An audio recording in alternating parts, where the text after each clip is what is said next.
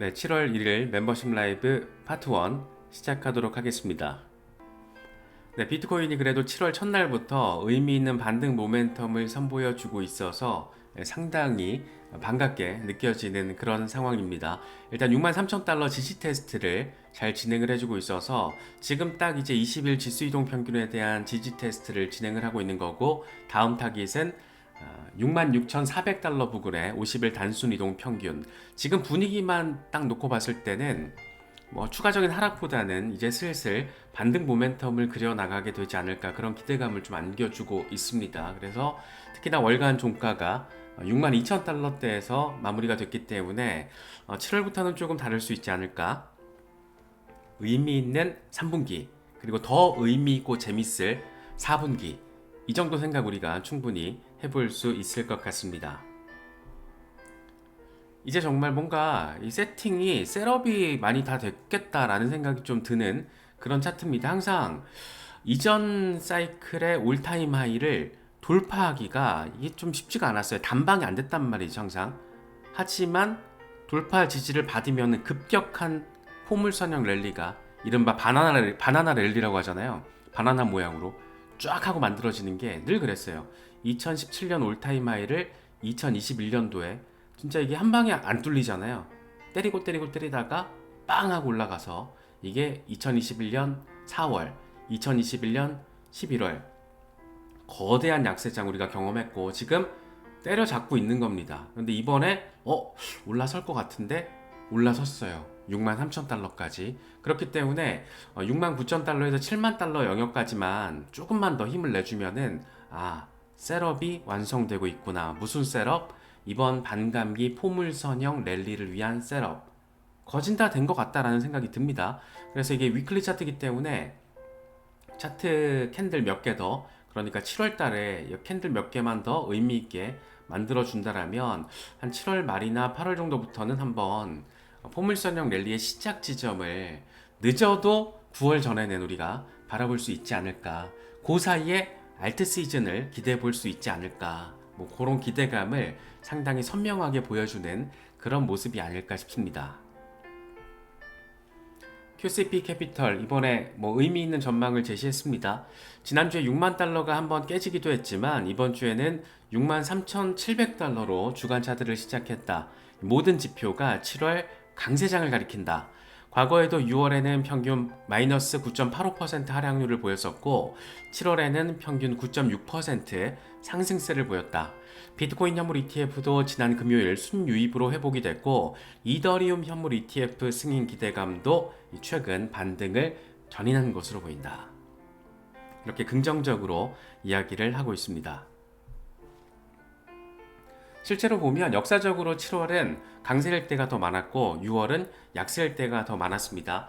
최근 5년 동안의 7월 수익률을 보면 비트코인이 10.49%, 이더리움이 19.2%. 일단 7월부터는 뭔가 한 2018년 이후 상황만 놓고 보면 7월, 8월 좋다가 9월에 좀 안 좋았을 때가 더 많았고 10월 다 좋았고 연말로 가면 갈수록, 그래서 요번엔 어떻게 될 것인가, 요번엔 어떻게 될 것인가. 아마 2020년 사이클을 좀 반복하면서 이번에 흐름이 나와주지 않을까. 뭐 그런 어떤 기대감, 이런 것들도 생각을 해볼 수 있을 것 같습니다. 기관들이 본격적으로 비트코인을 매집하고 있다는 것은 언제 들어도 반가운 이야기가 아닐까 싶습니다. 일본판 마이크로 스트래티지를 벤치마킹한다, 뭐 이렇게 수식어가 달리고 있는 메타플래닛이 이번에도 추가 매수했다는 소식 전해졌습니다. 6월 24일에 비트코인 20개를 추가 매수했다라고 합니다. 이미 6월에 채권 발행을 통해서 10억엔, 87억 원 정도 규모의 비트코인을 추가로 매입하겠다, 이런 계획을 밝힌 뒤에 실제로 매입했다라는 얘기를 이렇게 공식적으로 밝혔습니다. 일본에서의 어떤 움직임들이 전 되게 지금 약간 흥미롭게 느껴져요. 특히 이번에 소니가 엠버재팬을 인수했다라는 소식. 그러니까 일본 거래소 웨일핀을 운영하고 있는 엠버재팬이 소니한테 넘어갔습니다. 싱가포르 암호화폐 마켓 메이킹 기업인 엠버그룹의 일본 자회사죠. 원래 2022년도에 일본 거래소 디커렛을 인수했다가 엠버재팬이 웨일핀으로 이름을 변경했는데 이번에 소니가 웨일핀을 인수를 하면서 S블록스라고 이름을 바꾼다라고 합니다. 소니가 등장을 했다는 거, 이 소니의 시가총액이 1000억 달러를 넘어서잖아요. 그렇기 때문에 소니가 또 가지고 있는 상징성, 외암호화폐 거래소, 특히 게임의 영역, 게임 하면 우리가 생각해 볼 수 있는 게 NFT, 더 나아가서 조금 더 먼 미래가 될 수 있지만 결국에는 메타버스, 지금 현재 메타버스 기술을 가장 잘 구현하고 있는 게 게임의 영역이죠. 거의 초기 메타버스, 듀얼 리얼리티와 관련해서 가장 현실감 넘치는 기술 구현은 게임사들이 하고 있습니다. 그런데 소니? 소니는 다 하잖아요. 다 하는 그런 재밌다. 전 이런 생각이 좀 들었어요. 그래서 소니가 앞으로 또 일본에서 또 음반, 음원 이런 것들도 다 NFT의 영역으로 갈 수 있는 거잖아요. 그래서 참 여러 가지로 재밌는 어떤 그림들이 일본에서 펼쳐지고 있다라는 거. 특히 일본의 SBI가 다 가지고 있잖아요. 암호화폐와 관련된 모든 종류의 기업들을 계열사로 다 가지고 있고, 리플의 최대 외부 투자자 지분을 가진 곳이고, 이런 재밌는 상황이 지금 일본에서 펼쳐지고 있습니다. 일단 7월 시작점은 굉장히 반가운데, 결국에 7월에 한 가지 딱 변수 하나 꼽자라면 마운트 곡스가 되지 않을까. 일단 시장에 나오는 물량이 있긴 있잖아요. 그래서 어느 정도 그 충격파가 현실화가 될지 기대 포인트. 마운트 곡스 지금까지 알려졌던 게 비트코인 14만 개가 시장에 던져지면 엄청난 하방 압력으로 역할을 할 것이다. 하지만 6만 5천 개가 지금 개인 채권자들한테 가고 나머지 대부분이 기관들이 매수할 가능성이 있다고 합니다. 그래서 매수 제한을 했다. 한 것으로 전해진다. 이 정도 톤의 기사들이 많이 나오고 있어요. 근데 소스가 안 나와가지고 저도 이게 어디 발로 지금 나오는 거지라는 게 좀 궁금한데, 어쨌든 이게 지금 시장 하방 압력을 완화시킬 수 있는 기대감으로서 작용을 해주고 있습니다. 특히 기관들이 단타 치려고 이걸 매수하는 게 아니고 장기 투자 물량으로서 가져갈 가능성이 높기 때문에 실제로 시장에 풀리는 물량의 최대치는 6만 5천 개 최대치. 근데 이게 다 풀리진 않을 거란 말이에요. 그래서 생각보다는 시장을 흔드는 그 강도 자체가 아주 많이 대단하게 크지는 않을 것 같다. 이 정도도 우리가 생각해 볼 수 있을 것 같습니다. 시크립토가 공유한 건데, 누군가 바이낸스에서 4억 7,500만 달러 규모의 비트코인 7,735개를 매수했다라고 해요. 어마어마하죠 진짜 이런 거 보면. 그래서 개미들이 던질 때 공포에 질려서 던지고 있을 때 고래들은 이렇게 어마어마하게 사들이고 있다. 이게 6월 29일자 재밌는 상황입니다. 그래서 지금 뭔가 헷갈릴 때는 그냥 개미들은 막 내가 페이퍼핸드야, 마음도 멘탈도 맨날 흔들려, 너무 힘들어, 이럴 때는 그냥 고래들 움직임 따라가는 게 맞지 않나, 그런 생각도 좀 드는 것 같아요. 미키블 크립토, 비트코인의 다음 움직임은 반감기 이후에 포물선형 랠리에서 고점까지 상승을 할 것이다. 지금 약세 정서를 고려할 때 이에 대한 정서적인 준비가 되어 있는 사람은 많지가 않다. 그러니까 사람들이 여기까지 오를 때 이때 매수를 하고 이때 매수를 해서 뭐 여기든 여기든 요때 매도를 해야 되는 건데, 사람들은 그러니까 잘 모르고 준비가 안 된 초보 개미 투자자들, 페이퍼핸드들은 이때 가만히 있고 이럴 때 가만히 있다가 이렇게 올라가면 여기 언저리에서 사는 거예요. 근데 여기서 조정이 한번 빵 오면은 이때 파는 거예요. 무서워서 더 떨어질까봐. 근데 그때 또 반등을 하네. 어떻게 되지 하다 이때 또 들어갔다가 빵 하고 이때 무서워서 또 파는 거예요. 근데 비트코인은 어떻게 될 거다? 지지를 받고 나아갈 가능성이 높다. 지금까지 포물선을 잘 따라가고 있다. 이게 참 중요한 거잖아요. 그래서 아무리 좋은 종목도 언제 매수하고 언제 매도하느냐가 제일 중요한 거고, 우리 같은 개미들은 정말 공포에 뭔가 꼬라 박을 때, 그럴 때 매수하는 용기, 그래서 반등이 나왔을 때 이때 매도를 하든가, 아니면 이거를 또 잘 견디고 이렇게 또 나왔을 때 이때 매도를 하든가, 아니면 이것도 잘 견디고 이때 매도를 하든가. 그런데 어디가 고점이 될지 모르는데 여기서부터가 셀링 포인트 지점이 될 거예요. 분할 매도의 지점. 그래서 개미들, 우리 같은 개미들은 상당히 보수적으로 진행을 하는 게 맞지 않나. 그래서 8만 달러에서 10만 달러가 넘어서는 상황이 되면 저는 분할 매도를 적극적으로 할 거거든요. 그게 만약에 8만 달러에서부터 분할 매도를 했는데 막 20만 달러가 고점이야. 알고 보니까 지나고 보니까 아쉬워도 막연하게 25만 달러, 30만 달러를 노리다가 또 어마어마한 약세장을 경험하는 것보단 좀 훨씬 낫다라고 생각을 하거든요. 개미들은 좀 보수적으로 가는 게 자산을 안전하게 지키는 뭐 현명한 방법이 아닐까. 물론 저도 이런 말씀을 드리는 게 제가 돼서 그러는 게 아니고 그렇게 되고 싶어서 나에 대한 설득이기도 합니다. 이런 멘트들은 저도 참 어렵게 느껴지는데 항상 이번 같은 경우에도 유혈이 낭자할 때 며칠 전에 매수하신 분들이 지금 다 이제 플러스로 전환됐을 거잖아요. 그러니까 5만 7천 달러대에 용기 내서 매수하신 분들 그거 어렵죠. 상당히 어려운 거고 그런 것들은 진짜 엔간한 경험칙과 내공 없이는 불가능하다. 근데 그걸 위해서 조금 매일 빡세게 공부할 필요가 있다. 뭐 이런 부분들을 우리가 조금 한 번 더 리마인드, 되새김을 좀 해보면 어떨까. 그런 생각도 좀 듭니다. 닥터 프라핏은 8만 달러 이상으로 가격이 훅 하고 급등할 가능성 나는 99%라고 확신한다. 지금 채굴자들 손해보면서 채굴하고 있는데 이런 상황 지속될 수 없고 가격은 알아서 조정되기 마련이다.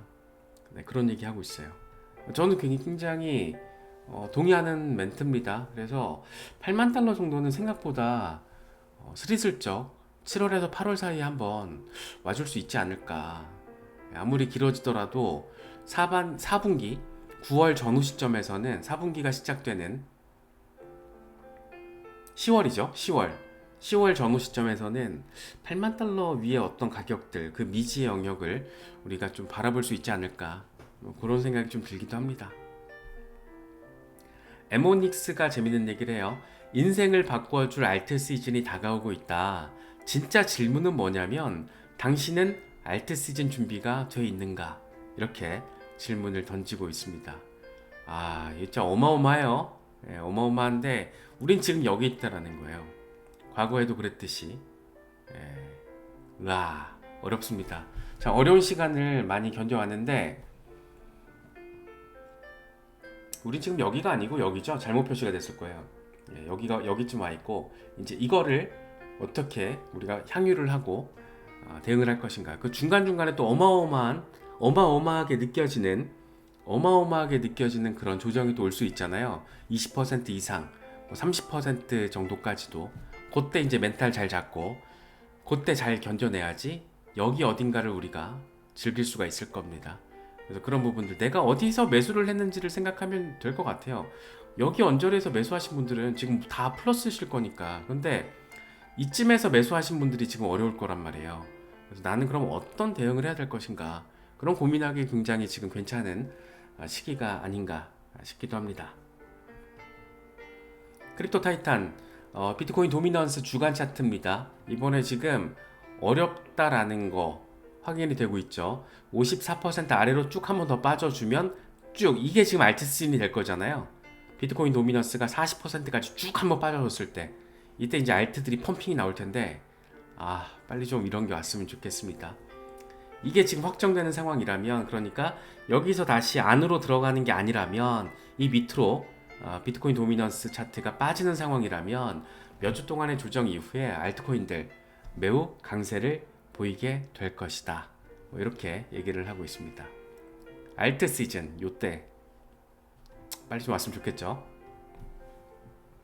마이클 반데포페도 똑같은 얘기를 해요. 알트 BTC 차트를 보면 지난 6개월 동안 하락세를 보였지만 다시 상승세로 돌아설 가능성이 높다.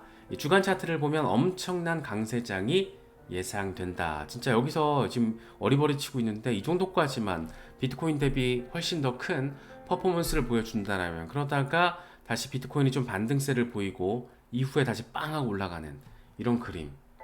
엄청난 그림이고 이거 지금 2025년까지 내년 하반기까지 어떤 그런 상황을 얘기하는 겁니다. 재밌는 상황이에요.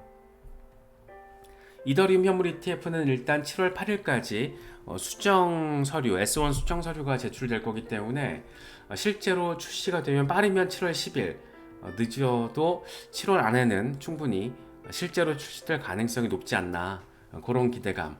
일단 SEC가 요청한 것들이 좀 있다고 하니까 발행 기관들은 지금 발행하고 싶어서 난리가 났기 때문에 빨리빨리 할 겁니다. 7월 8일 전에 아마 다 낼 거예요.